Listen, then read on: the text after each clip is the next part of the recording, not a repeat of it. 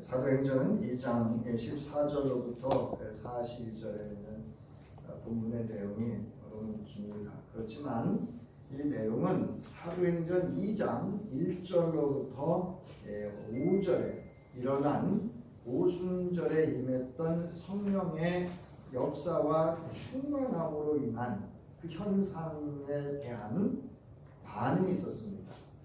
그래서 각 사람의 방언으로 이 120여 명의 사도들과 제자들이 모여 기도하던 곳에 약속하셨던 성령의 역사가 정말 권능과 충만함으로 나타납니다. 그리고 각 사람의 방언으로 예수가 그리스도이심을 여기 오늘 본문에 보면 36절에 보면 주와 그리스도다 이런 표현을 씁니다. 그래서 이 주와 그리스도 되심을 증거하는 복음, 즉 하나님에 관한 말씀이 선포되어지는 것을 듣고 이제 이스라엘 백성들이 반응을 합니다. 하나는 의아한 반응이에요. 의아하다는 말은 의심 섞였다 이런 뜻이에요. 저게 뭐지? 저게 무슨 일이지? 하나는 저들이 술에 취해서 술주정한다라고 하는 조롱의 반응이 나타납니다. 이제 그것에 대해서 이제 베드로가 사도들과 함께, 여기 이제 사도들과 함께라고 하는 것은 이스라엘의 공회와 같은 그러한 배경 또는 그런 영향력 있는 공동체라고 하는 또 증인들을 세워서 하는 그러한 모습을 보여주는데요. 베드로가 일어나서 이제 요엘서와 시편의 16편에 있는 다윗의 증언이죠. 하나님으로부터 받은 말씀을 전하고 그것을 풀어서, 이게 설교예요. 풀어서 그것을 이루는 이가 바로 너희가 십자가에 못 박아 죽인 나사렛 예수 그다. 그는 죽음의 고통에서, 즉 사망의 고통에서 있을 수 없고, 그러므로 하나님이 그를 살리셨고 부활하셨고, 이제 그를 믿는 자는 하나님의 주와 그리스도로 고백하는 자에게는 이러한 일들이 일어날 것이다 라는 겁니다. 그래서 이제 그 말씀을 들은 이스라엘 백성들, 유다인들, 또 왜 이스라엘 백성이라고 하냐면 여기 유다인들만 있는 게 아니고요. 열국으로 흩어졌던 그 여러 지역에 흩어져 있던 디아스포라라고 하죠. 그들이 이제 예루살렘의 오순절에 주님에서 절기를 지키기 위해서 올라와 있었습니다. 그런가 하면 이 유다인, 하나님을 섬기는 이들 중에는 꼭 유다인들만 있지 않았습니다. 이방 사람들도 속해 있었고요, 이스라엘 사람들도 속해 있습니다. 그래서 오늘 베드로는 유다라는 표현을 안 쓰고 이스라엘 또는 이스라엘의 온칙이다 이런 표현을 써서 이제 이 복음의 대상이 누구인지를 분명하게 말씀을 하고 있다라고 하는 겁니다.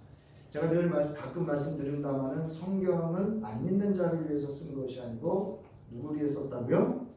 하나님을 믿는 이들을 위해서, 또는 예수 그리스도를 믿고 따르는 기독 신자 또는 기독 공동체를 위해서 기록이 되어졌고, 또한 나가서 이방인들을 향한 복음을 선포하기 위한 하나님의 증거로서 이제 성서가 성령의 감동 감화하심 속에서 기록되어졌다라는 말씀을 드렸던 적이 있습니다.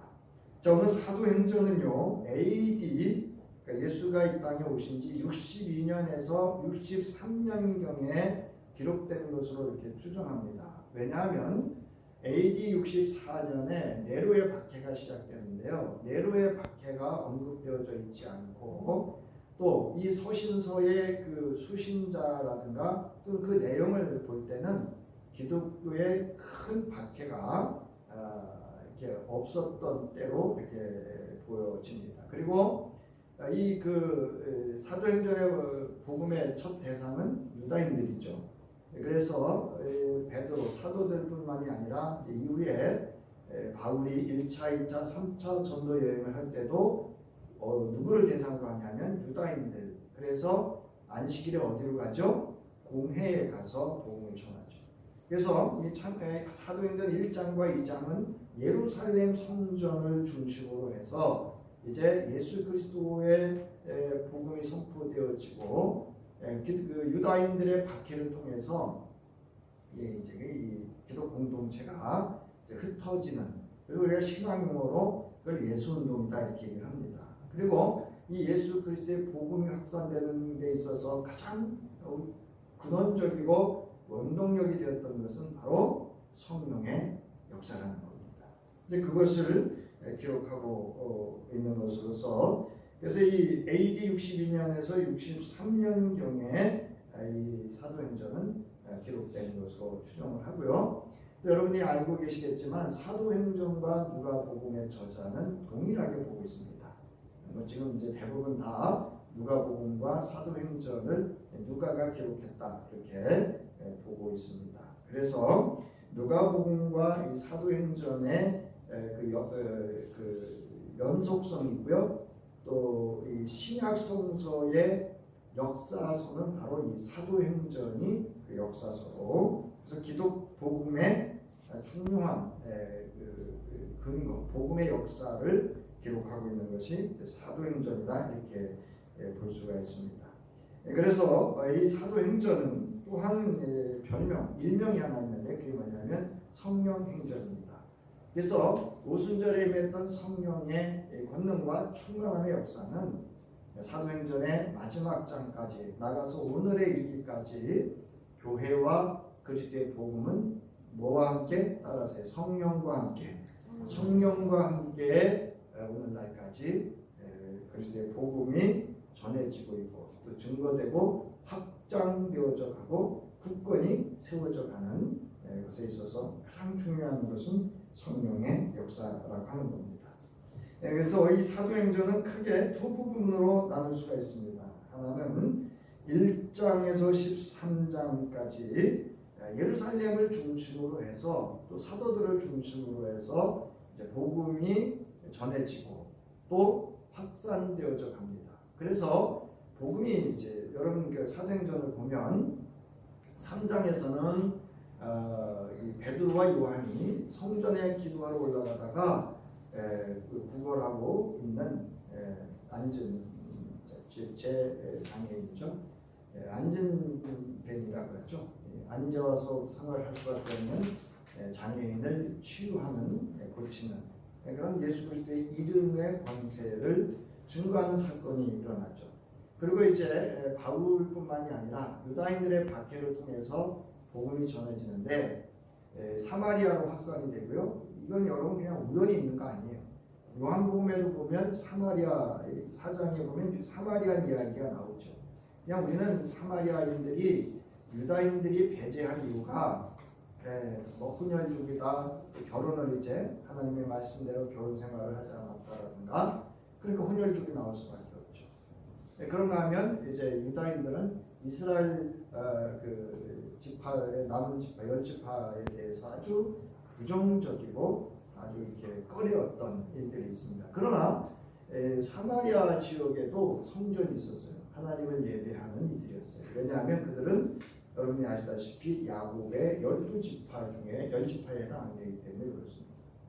그렇지만 이제 이스라엘과 유다는 갈등과 이제 분쟁 또는 신앙, 종교, 신앙 생활에 있어서의 많은 현격한 차이와 갈등이 있었다라고 하는 걸 요한복음 4장이나 또 이제 사도행전에서도 그 흔적들을 찾아볼 수가 있습니다. 그런데 오늘 이제 본문에서 베드로가 유다 사람이라고 안 하고 이스라엘 사람이라고 하는데도 우리가 주목해야 한다라고 하는 것도 여러분들이 좀 기억을 했으면 좋겠습니다. 그래서 이제 그 예루살렘에서 확장 복음이 확산되어져 가고요. 이제 바울에 의해서 뭐 요즘 트르키에 또는 그리스 이런 지역으로 복음이 이방을 향해서, 유다인들은 물론 이방을 향해서, 그리고 로마에까지 확산, 로마에 이르기까지. 이 로마라고 하는 건 단순히 지역만을 의미하는 게 아니고요. 로마의 정치와 문화의 영향력이 비춰지는 모든 곳을 다 이야기를 합니다. 그러니까 그 로마의 통치가 이루어지는 모든 영역에 까지 이제 예수 그리스도의 복음이 성령의 역사를 통해서 전해지고 있다라고 하는 것을 사도행전을 통해서 알 수가 있습니다. 자, 이제 본문 배경을 보면은요, 여러분, 두 번째 원고에 보면 본문의 배경은 1장에서부터 시작이 되는데요. 사도행전 1장은 여러분들이 아시다시피 부활하신 예수께서 40일 만에 승천하시는 그런 사건이 장면이 기록되어 있습니다. 자, 그때 예수께서 이제 제자들이 묻죠. 그날이 날입니까? 언제 옵니까? 했더니 그건 아버지 외에 아는 이가 없다. 그러면서 예수께서 말씀하시기를 너희가 본 그대로 승천하는 나를 본 그대로 내가 올 것이다. 그제인가요? 필리핀인가요? 어느 성당 주변에서 구름이 하나 생겼는데요. 마치 예수님이 이렇게 나타나는 것처럼 구름이 묘하게 생겼어요. 그래서 사진에 찍혀가지고 그 성당이 아주 유명해졌고 또 신성시대는 그런 뉴스가 보도된 적이 있습니다. 그렇게 오시지는 않고요. 예수께서 본 그대로 내가 올 것인데 그날은 아버지 하나님밖에 알 수 없다. 그러나 내가 가면 너희에게 약속된 성령을 아버지께서 보내주실 것이다. 이렇게 말씀을 하십니다. 그래서 그 말씀을 승천하신 예수 그리스도와 그 말씀을 현장을 목격하고 들었던 이들이 이제 예루살렘에 모여서 그 약속하신 성령을 기다리며 전혀 오직 기도에 힘썼습니다. 그 기도의 가운데 바로 사도행전 2장 1절에 보면 호련이라고 하는 건 이제 갑자기 또 예고 없이 또는 사람의 능력으로 어찌 해볼 수 없다라고 하는 인간의 초월성을 의미하는 표현이기도 합니다. 그래서 하늘로부터 급하고 강한 바람 같은 소리가 있었고요. 그들이 앉은 집에 가득했다. 성령의 권능과 충만함을 이야기합니다. 그래서 마치 불의 혀처럼 갈라지는 것들이 그들에게 보여 각 사람 위에 하나씩 임하였다. 여러분, 성령은 각각 사람에게 임하는 겁니다. 자, 그들이 다 성령의 충만함을 받고 성령이 말하게 하심을 따라 다른 언어들로 말하기를 시작했다. 그래서 말이라고 하는 것은 바로 아마르와 동시에 다바르, 하나님의 말씀이 성취되어지는 사건으로 성취되어지는 그런 말을 의미하기도 합니다. 그래서 이 2장은 이제 2장 1절에는 성령 강림의 역사가 나타나고요. 이제 2장 5절로부터 13절은 이제 방언으로 말을 하고 각국 사람들이 예수 그리스도에 관한 복음을 듣게 되고요. 이에 대해서 이제 반응이 나오는데요. 그 반응은 앞서 말씀드렸듯이 의아함과 조롱으로 나타났다라고 하는 겁니다. 그래서 이런 상황 속에서 이제 베드로가 일어나서 우리가 설교라고 하죠. 하나님의 말씀, 구약에 예언되어진 말씀을 통해서 말씀을 근거로 해서 예수가 주와 그리스도이심을 증거하고 그 증거의 결과가 그 말씀을 들은 이들이 말씀을 받아, 여기서 말씀을 받았다라고 하는 건 이제 개역개정이나 또는 세번역이나 이런 데서는 말씀을 들었다, 공동개역에서는 믿었다 이렇게 되는데요. 원어는 영접하다 이런 뜻이에요. 무슨 얘기냐면 지금 마음의 양심에 찔려서 지금 이 마음의 중심을 잃었어요. 그 중심의 주가 된다 이런 뜻이에요. 그를 통치하고 다스리는 근원적인 것이 된다 이런 뜻이거든요. 일치한다 이런 뜻이에요. 그래서 여러분 영접한다라는 것, 그래서 성만찬이 왜 중요한가 하면은요, 예수 그리스도의 살과 피를 먹고 마심으로 예수 그리스도와 연합한다, 하나가 된다 이런 뜻이에요. 생명의 일치를 말하는 그런 것이 바로 성찬 예식입니다. 그래서 여러분 이 성찬 예식이 이 초기 교회는 이제 뒤에서도 살피겠습니다만은 매우 중요한 기독 공동체의 예식 중에 하나였습니다. 마치 유대인들에게 성전에서 제사 드리는 것과 같은 아주 동일한 큰 뜻을 가지고 있는 것이 성찬 예식이다 이렇게 할 수가 있습니다. 그래서 이제 이 사람이 마음에 찔린 이들이 우리가 어찌할까, 우리가 무엇을 해야 되느냐 그랬을 때 베드로가 이야기를 합니다. 뭐라고 하죠? 회개하라 이렇게 얘기해요. 그리고 예수의 이름으로 세례를 받으라. 왜 예수의 이름으로 세례를 받아야 하느냐? 그것은 죄의 사함, 죄의 용서함을 받기 위함이다. 이제 세례의 의미 아셨죠? 그래서 이 세례의 의미라고 하는 것은 회개한 자가 정결케 되는 예수 그리스도의 이름, 예수 그리스도로 말미암아 정결케 되는 죄사함, 즉 예수 그리스도의 십자가와 부활을 경험하는 사건이다라고 하는 겁니다. 그러면 뭐를 받는다고요? 성령을 선물로 받게 될 것이다. 이렇게 말씀을 바로 베드로가 이야기합니다. 자, 그러자 이것은 약속이라고 얘기를 합니다. 중요한 표현인데 39절에 보면 이거는 약속이다 이렇게 얘기해요. 그러면서 이 약속은 너희와 너희 자녀와 모든 먼데 사람, 오늘 우리까지 포함됩니다. 곧 주 우리 하나님이 얼마든지 부르시는 자들에게 하신 것이다. 이것은 하나님의 약속, 즉 회개하고 예수 그리스도의 이름으로 세례를 받은 이들에게 주시는 것이 성령을 선물로 주신다. 여기서 성령을 선물로 준다라고 하는 것은 성령으로 구성된 모든 것들입니다. 그래서 뭐냐면 우리가 예수 그리스도를 믿고 영접하는 순간 예수 그리스도로 말미암아 우리가 경험하는 많은 은혜들 있잖아요. 그것처럼 성령으로 말미암아 경험하게 될 모든 은혜를 의미한다라고 하는 겁니다. 저기서 찔렸다라고 하는 것, 그들이 찔렸다라고 하는 건 이제 수동태 직설법이에요. 그러니까 하나님의 말씀을 듣고 찔렸다는 거예요. 여러분, 하나님의 말씀은 오늘 여기 나왔지만 받았다, 앞서도 얘기했지만 영접하는 데 있습니다. 근데 이제 가끔 제가 말씀드리잖아요. 우리 목사님들이나 장로님들이 또 교회 신앙생활을 오래 한 분들이 설교의 은혜 못 받는다, 안 받는다. 제가 가끔 그런 말씀드리잖아요. 왠지 아세요? 평가해요, 평가. 그 목사 설교 잘해. 뭘 그렇게 설교를 해? 평가합니다. 여러분, 설교는 평가하는 데 있지 않습니까? 설교기 때문에 베풀어서 설명하는 과정에 물론 그 목회자의 어떤 영향력들이 있을 수 있습니다. 그러나 여러분들이 성령을 받은 우리는 하나님의 말씀을 분별해서 들을 수 있는 귀가 있어야 됩니다. 어떤 분이 별명이 호라고 그러잖아. 호가 빈귀야. 빈귀. 귀가 없다 이런 뜻이에요. 왜 귀가 없냐면 내 귀가 없다는 건 나의 귀, 내가 들으려고 하는 귀가 아니라 하나님의 말씀을 있는 그대로 들으려고 하는 어느 목사님의 호가 빈귀입니다.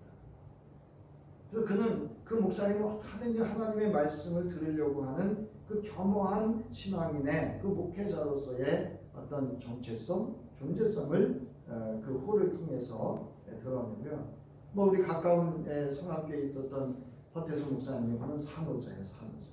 항아리를 깬다 이런 뜻이거든요. 그러니까 깨진 자다 이런 뜻이에요. 그러니까 본인이 깨지지 않으면 하나님의 말씀을 말씀으로 절대 받아들일 수 없습니다. 그리고 가끔 이제 목회자가 설교를 하는 중에 자기 생각과 의견과 다르다고 그게 불편해하고 뭐 나를 깐다는 등, 시험에 들게 한다는 등, 나를 무시하게 한다는 등, 이거는요 아주 오만한 태도예요. 설령 목회자가 뭐 그런 의도가 있을지도 없을지도 있는데 본의 아니게 그런 상황이 됐어도요. 여러분, 하나님의 말씀만 들을 수 있는 귀가 되길 바랍니다. 괜히 거기에 여러분 걸려 넘어져 가지고 정작 들어야 되는, 진작 들어야 되는 하나님의 말씀을 못 듣는다고 한다면 얼마나 그게 나에게 있어서 신앙생활에, 우리가 말하는 영적 생활에 큰 도움이 안 되겠습니까? 자, 그래서 여기 이제 그 말씀을 보면 그가 찔렸다라고 하는 것은 이제 그들이 말씀에 찔림을 받았다. 여기서 찔린다라고 하는 것은 그냥 찔리는 게 아니고요. 바늘이나 가지와 같은 날카로운 것에 찔려서 고통스러워하는 상태를 의미한다. 그래서 여러분, 이스라엘 백성들이 회개할 때는요, 통에 자국하잖아요. 옷을 재에 올라앉아서 머리에 뭐 이렇게 재를 뒤집어 쓰고 통에 자국한다는 건 뭐냐면 하나님 앞에 찔렸다는 거예요. 혹 찔렸다는 거예요. 그래서 우리의 신앙과 삶이 성숙해지려면요, 하나님의 말씀에 찔림을 받아요. 여러분, 히브리서 4장 12절부터 13절, 여러분 세 번째 장에 보면 3페이지에 보면 하나님의 말씀은 살아있고 힘이 있어서 어떤 양날 칼보다도 더 날카롭습니다. 그래서 사람 속을 꿰뚫어 영혼과 영을 갈라내고 관절과 골수를 갈라놓기까지 하며 마음에 품은 생각과 의도를 밝혀낸다. 뭐냐? 회개하게 한다는 거예요. 어떤 분이 한국교회의 문제 이렇게 얘기를 하는데요. 첫 번째 문제가 뭐냐? 한국교회 언제부턴가 회개가 없다는 거예요. 그러니까 하나님의 말씀에 찔림의 현상이 없다는 거예요. 그래서 뭐 영적 지도자들뿐만이 아니라 한국교회 언젠가부터 회개가 사라졌다. 저는 그 말에 동의를 합니다. 자, 그러면서 베드로는 이 밖에도 많은 일을 이제 많은 말로 증언을 하고요. 이렇게 이야기합니다. 삐뚤어진 세대에서 구원을 받으라 그들에게 권하였다. 이렇게 39절에 말씀을 하고 있어요. 여기서 삐뚤어진 세대라고 하는 것, 개역개정에는 패역하다 이렇게 되어 있는데요. 구부러졌다, 뒤틀렸다, 왜곡됐다라는 거예요. 그러니까 여러분, 하나님의 말씀을 말씀으로 받지 못하는 것은 바로 이렇게 삐뚤어진 거예요. 그 마음이 왜곡됐거나 삐뚤어졌거나 자기가 상처받고 자기의 문제가 마치 설교자의 문제인 것처럼 다른 이들의 문제인 것처럼 그를 자기 것을 가리려고 하는 삐뚤어진 거죠. 그래서 여기서 삐뚤어진 세대라고 하는 것은 바로 이어서 얘기하는 이스라엘의 온 집이라고 하는 건 이스라엘의 후손들을 이야기하고 있다고 하는 것을 알 수가 있습니다. 즉 믿음의 사람들을 향해서 이야기하고 있음을 알 수가 있습니다. 그래서 이 배경은 히브리서에도 나온 히브리서 3장의 배경이기도 하지만 가데스 바네아에서의 하나님을 대적했던 그래서 정탐꾼들이 가나안 땅을 보고 돌아와서 보고했을 때 그거에 대한 반응이죠. 이스라엘 백성들이 들고 일어났죠. 그래서 다시 애국으로 돌아가자. 그러면서 이제 지도자도 세우려고 하는 하나님을 대적했던 그 행위를 그 배경으로 삼고 있습니다. 이처럼 오늘날도 이 본문에서 이 바로 패역하다라고 하는 것은 나사렛 예수, 즉 주와 그리스도 예수를 무고한 자를 법 없는 자들에게, 즉 하나님의 말씀에 근거하지 아니하고 그를 내어서 죽인 바로 이스라엘 백성들, 유다인들을 향해서 하고 있는 말씀이기도 합니다. 자, 그래서 오늘 이제 본문은 앞서 말씀드렸듯이 이제 성령 강림 후에 있었던 그 사건은, 즉 성령이 왜 이렇게 임했고 저들이 말하고 있는 그 말에 하고 있는 그 말의 그 말, 즉 예수가 그리스도라고 하는 것, 주라고 하는 것에 대한 것을 베드로가 앞서 말씀드렸듯이 요엘서와 또는 시편의 다윗의 증언을 통해서 또 이 성령의 역사의 현상을 통해서 말씀하고 있는 것이 이제 본문의 배경이 되겠습니다. 자, 이렇게 사도들과 제자들을 중심으로 한 처음 교회가 이제 성령의 역사를 경험하고 이제 오순절에 베드로의 복음 선포를 통해서 몇 명의 수가 더해졌다고요? 3천의 수가 더해졌다. 그럼 몇 명이니까 이제 여기서 숫자로 얘기하면 3,120명입니다. 지금 이제 기존 사도들과 제자들 있죠? 거기에 더해졌다는 거예요. 그리고 이 더해진다라고 하는 것은 지속적으로 이렇게 연속성을 가지고 일어나고 있는 현상을 의미하고 있다라고 하는 겁니다. 그만큼 아주 큰 예수 그리스도의 복음이 전해지고 그것을 이제 받아들인 영접한 사건이 바로 오순절 성령 강림의 사건과 베드로의 복음의 증언을 통해서 일어났다라고 하는 겁니다. 자, 이제 우리 본문과 함께 우리가 이제 우리의 신앙과 삶에 그러면 성령을 선물로 받으려면 어떻게 해야 되는가를 좀 살펴보겠습니다. 자, 오늘 본문에서 베드로의 설교, 즉 예수 그리스도에 대한 증언을 들은 이들은 마음에 찔렸고 베드로의 말을 따라 회개하고 예수 그리스도의 이름으로 세례를 받았습니다. 이처럼 아버지 하나님으로부터 약속하신 성령을 받은 예수를 영접한 이들은 베드로의 말처럼 뭐를 받았어요? 성령을 선물로 받았습니다. 그러니까 성령을 선물로 받았다라고 하는 것은 하나님의 구원의 역사가 이루어졌다라고 하는 증표이기도 합니다. 사도행전 2장 33절 보면 하나님께서는 이 예수를 높이 올리셔서 자기 오른쪽에 앉히셨습니다. 그는 아버지로부터 약속하신 성령을 받아서 우리에게 부어 주셨습니다. 여러분은 지금 이 일을 보기도 하고 듣기도 하고 있는 것입니다. 라고 베드로가 증언을 합니다. 그리고 이제 2장 38절로부터 39절에서 이렇게 하면 성령을 선물로 받고 그것은 하나님의 약속이다라고 말을 합니다.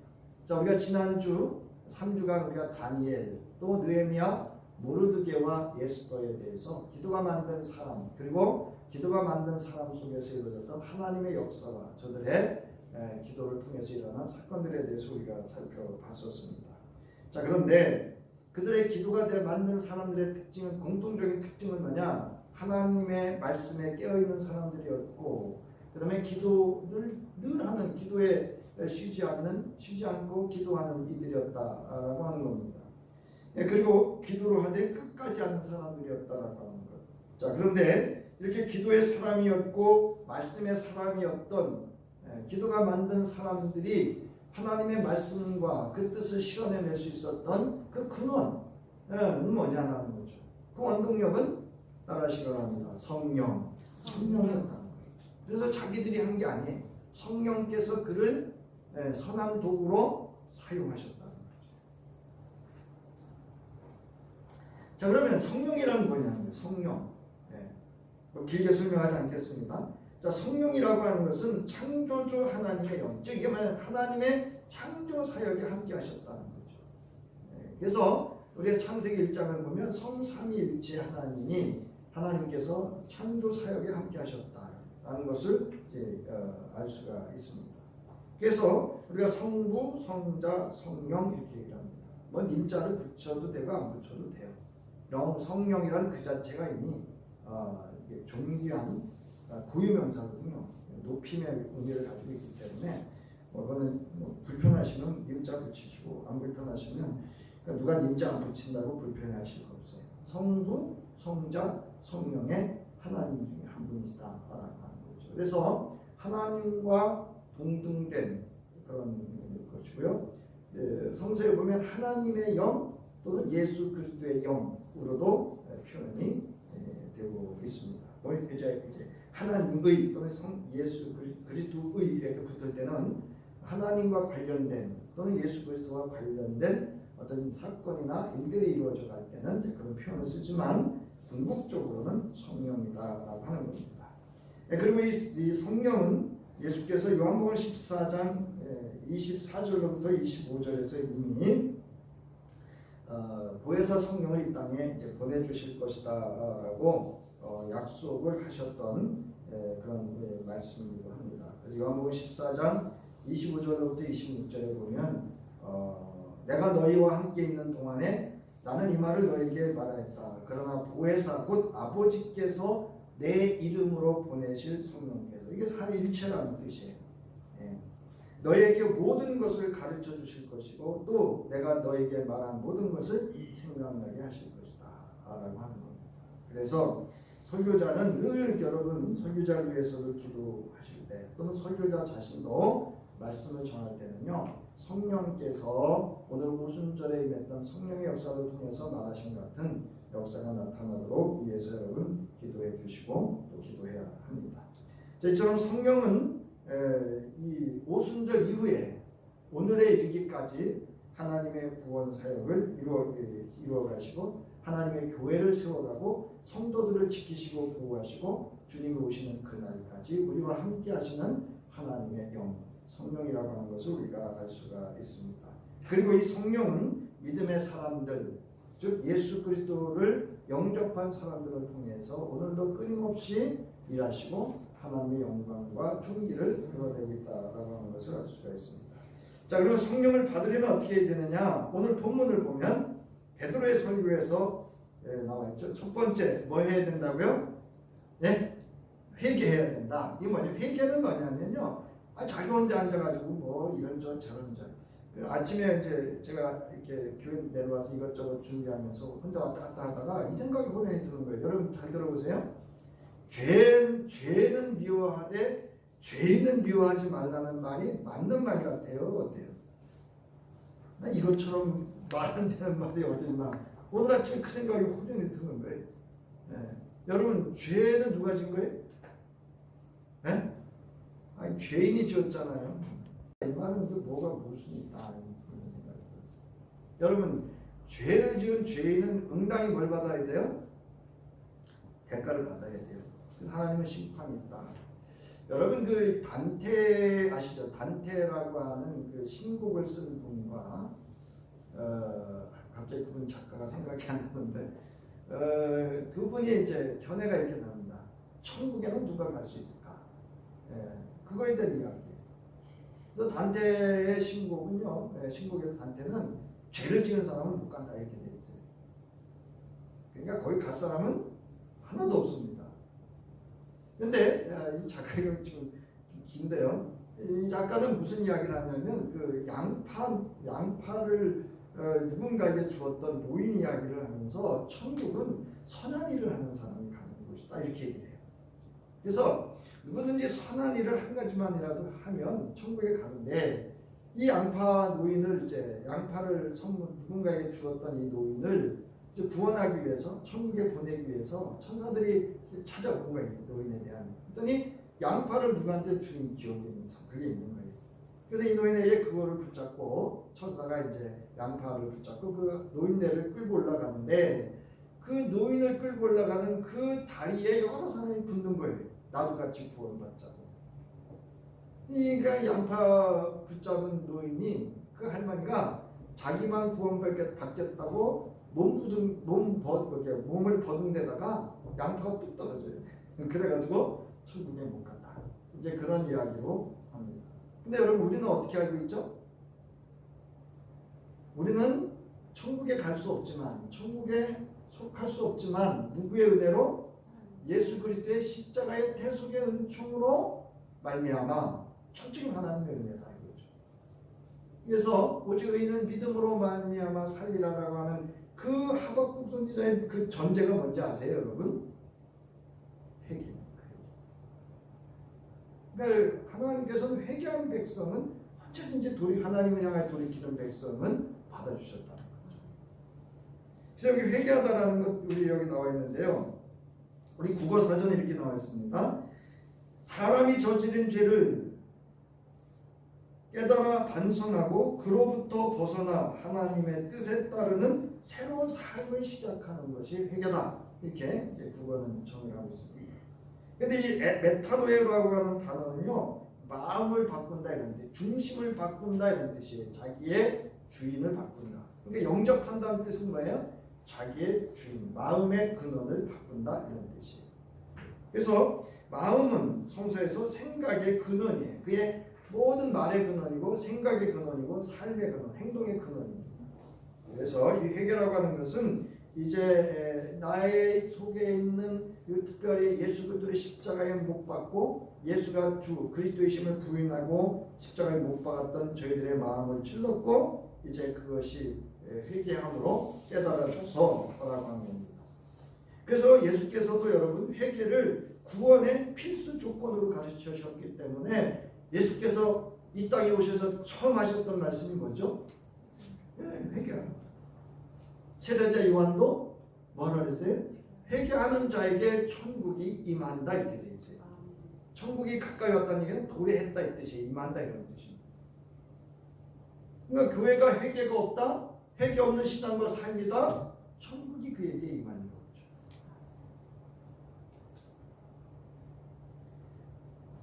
그래서 여러분 바울과 베드로도 그렇고 회개를 진정한 구원과 동일시했다. 회개라고 하는 건 우리가 어디로 돌아가는 거냐면 예수 그리스도의 십자가로 돌아오는 겁니다. 그래서 여러분 교회가 이게 있는 거예요. 자, 두 번째로 뭐를 받아야 된다고요? 세례를 받아야 되는데 누구의 이름으로? 예수의 이름으로. 예수라고 하는 그 이름이라고 하는 건 그 존재 자체예요. 앞서 말씀드렸듯이 예수 그리스도와 연합한다 이 뜻이 일치한다 이런 뜻이에요. 그래서 제가 가끔 이제 말씀드리잖아요. 내 이름으로 구원받는 게 아니고 누구의 이름으로? 예수의 이름으로. 그래서 우리는 내 옷을 입고 구원받는 게 아니고 누구의 옷을 입고? 예수 그리스도의 거룩한 옷을 입고 구원받는 거예요. 자, 그 다음에 여기 보면 예수 그리스도의 이름을 부르는 것으로 주의 이름을 부르는 자는 구원을 얻는다. 얻는 거죠. 자, 그 다음에 이렇게 되면 뭐를 받는다고요? 성령을 선물로 받게 된다라고 합니다. 여기 성령을 선물로 받다라고 하는 것은 성령으로 구성된 선물이라는 의미를 담고 있다라는 겁니다. 그래서 성령을 선물로 받는다는 것은 그가 예수 그리스도를 통한 하나님의 구원에 참여하게 됨을 의미하는 겁니다. 그러니까 이제 예수 그리스도로 말미암아 누릴 수 있는 모든 하나님의 그 은혜를 친히 성령을 통해서 경험할 수 있다, 경험하게 된다라는 의미를 가지고 있습니다. 자, 이렇게 성령을 받은 초기 교회 기독 신자들의 그러면 신앙생활이 어땠느냐는 거죠. 그러니까 성령을 선물로 받은 사람들에게 나타나는 반응 또는 현상이 어떤 거냐는 거죠. 첫째로 그들은 사도의 가르침을 뭐 했다고요? 받았다는 거예요. 어떻게? 힘써서. 네. 그래서 여러분 그 힘쓰다라고 하는 그 단어는요, 머무르다, 굳게 계속하다 이런 뜻이에요. 네. 그래서 이는 지속적으로 행해지는 노력이나 부지런함을 강조하는 것으로서 이는 성령의 역사이며 충만함의 증거입니다. 여러분, 내 안에 예수 그리스도로 말미암아 성령이 거하시는을 믿습니까? 근데 뭐 하지 않는 거예요? 충만하지 않는 거예요. 왜? 내가 가득 차 있거든요. 내가 이러면 성령의 역사, 충만함으로 나타날 수 없는 거예요. 자, 그래서 이 사도의 가르침이라고 하는 것은 그래서 디다케 공동체라고 하는데요. 사도의 가르침이라고 하는 것은 복음을 선포하는 것과 예수의 말씀과 사역을 기반으로 하는 교훈을 의미합니다. 그래서 여러분 복음서에 보면 예수 그리스도의 말씀도 있지만 예수 그리스도께서 행하신 뭐도 있어요? 사건도 있죠. 그리고 예수 그리스도의 삶도 있고요. 이게 기독 공동체가 바로 사도들로 받았던 가르침입니다. 그래서 우리는 예수 그리스도의 말씀과 그의 삶과 그의 사역을 힘써 알아야 돼요. 그러니까 예수 그리스도에 대해서 알지 못하니까 자꾸 자기 얘기하는 거예요. 자기가 기준이 되는 거예요. 넌 이렇게 해야 되는 거 아니야? 좀 저렇게 해야 되는 거 아니야? 아유, 왜 그랬대? 두 번째로 여러분, 사랑으로 서로 섬겼다 그랬어요. 사랑으로. 이는 서로 함께 나누는 것을 의미하는데 초기 교회 기독 신자들은 예수 그리스도의 서로 사랑하라는 말씀을 자발적으로 자신의 재산과 소유를 내놓으며 나누고 교제하는 삶을 살았다. 여러분 여기 중요한 표현이 하나 있습니다. 따라하세요. 서로. 예. 아니 어떻게 당연한 거예요, 여러분 나누는 게. 여러분 기꺼이 하나님의 말씀, 그리스도의 삶을, 그 사랑을 실현하기 위해서 기꺼이 여러분 내어서 자기의 소유와 재산을 팔아서 섬기는 일은요, 받는 사람은 매일 그냥 받기만 하고 반응도 없어, 죽은 사람처럼. 그건 여러분 예수 믿는 거 아니에요. 아, 지방에요 어느 교회가 물이 샌다고 견적서를 보냈는데 200만 원 사진도 찍어 보냈더라고요. 그래서 지방에서 이렇게 해가지고요 뽑아봤더니 400이 후원이 됐더라고요. 400. 그런데 이 교회가 연회에다가 500을 받아가지고요 900만 원을 200만 원 받아서 수리할 거를요 900만 원 받아가지고요 나머지 어디다 썼는지 몰라요. 근데 금년에요 놀라운 사실은요 저한테 감사단도 안 부르고 목사님 우리 교회 1,000만 원 들어서 전기 공사를 해야 됩니다. 그렇게 얘기를 하는 거예요. 그래서 제가요 제 후배를 보냈어요. 전기사업자. 저희 교회 공사. 사람이 진실하거든요. 보내가지고요 견적 받았더니요 100만 원 나와요. 100만 원. 여러분 이거는요 이거 아니에요 여러분. 어떤 목사님은요 심지어 큰 교회는 미자립 교회를 무조건 책임지고 생활비 다 책임져 줘야 된대요. 저는 그 말을 듣고요 지금도 노여움에 쌓여 있어요. 사실 어떻게 그 말을 하지? 여러분 이 말씀을 이렇게 착각하시면 안 돼요. 뭐라고요? 따라하세요. 서로. 왜 남편만 사랑 안 한다 그래요? 내가 남편 사랑하는지를 돌아봐야 되고요. 왜 자식이 그런다 그래? 내가 자식을 정말 내가 사랑해도요 내가 자식을 잘못 사랑하는 방식이 잘못되면요 여러분 그거 자식 망가뜨립니다. 잘못하면. 자, 두 번째, 세 번째는 뭐 했다고요? 떡을 떼었다 했는데 빵을 떼었다가 맞아요. 빵. 이거 주의 만찬입니다. 이건 뭐냐면 오늘날 성만찬으로 유대인들이 나누는 식사 의식을 나타내며 빵을 떼는 동안에 하나님의 은총을 이야기했다는 거예요. 이건 어디냐면 출애굽기 19장에 나오거든요. 하나님과의 공동 식사, 하나님과 함께하는 식사를 말합니다. 이게 출애굽기에 나와요. 그때 언약을 하시잖아요. 구약이죠. 언약의 말씀을 행하십니다. 자, 그뿐만이 아니고 초기 교회는 모일 때마다 빵을 뗀다는 것은 단순히 식사 관습만이 아니라 주의 만찬의 의미를 담고 있습니다. 그들은 모일 때마다 주의 만찬을 통해서 예수의 대속적 죽음을 기념했습니다.